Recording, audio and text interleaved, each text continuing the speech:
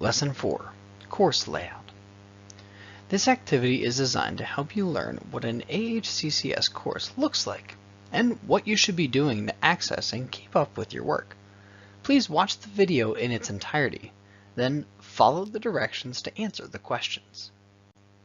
For this activity, the desired results are to determine how to find teacher contact information, welcome folder, the current week's work, and the previous week's work on a Schoology course page, to find the gradebook on a Schoology course page, navigate to Blackboard Collaborate on a Schoology course page to attend live class.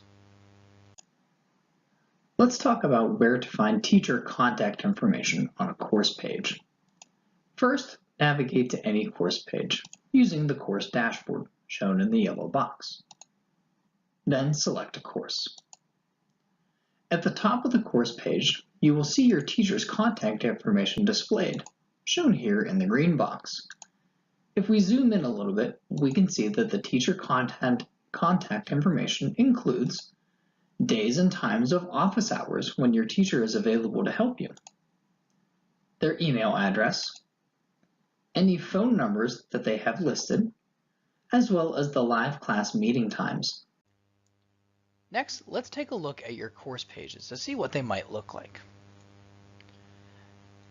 Just below your teacher contact information, you can find the Welcome folder, shown here in the blue box. Inside the Welcome folder, you'll find various activities and various resources that are available to you. You'll want to make sure that when you're added to a course, that you explore the Welcome folder so that you can get acquainted with the class and the teacher as well. Below the Welcome folder, you'll find the current week's work, shown here in the blue box. This is the work that is due in the current week. Keep in mind that your assignment types might vary based on what your teacher has posted.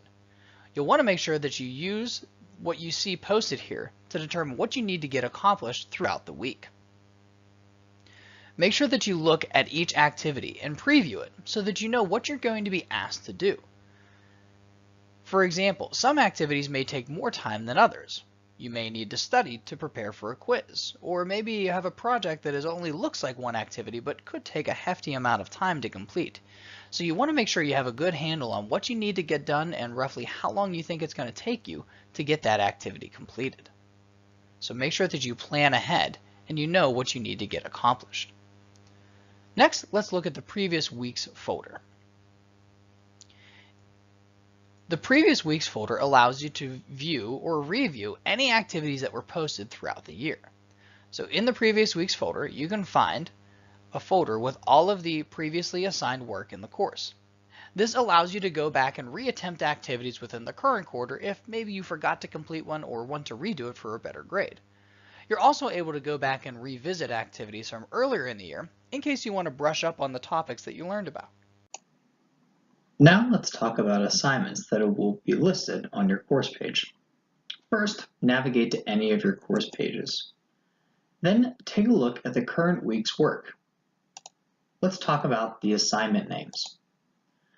All courses have course abbreviations in the names of the assignments. For example, you can see here that this course is an 8th grade math course because it's called Math 8. Next listed in the assignment name, you'll see a brief abbreviation that'll tell you a little bit about this assignment. For example, this is L10. L stands for lesson, so this is lesson number 10 that has been posted on the course page. You may also see P for projects, Q for quizzes, T for tests. After that, you'll see a brief description of what you'll be learning in that activity. You can see this one is about converting fractions and decimals. But make sure that you click on the assignment for a more detailed description of what this activity is all about. All assignment names tell you how many points you can potentially earn by completing that assignment. You can see that this lesson is worth up to 25 points. Lastly, all graded activities also contain a suggested due date so that you can keep pace with the coursework for each week.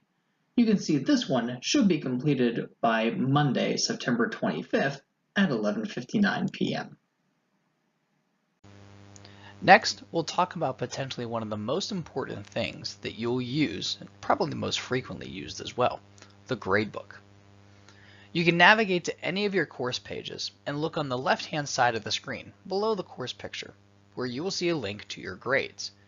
By clicking on grades, you'll be able to access all of your historical grades, meaning the grades from the previous quarters, as well as your current grade in that course.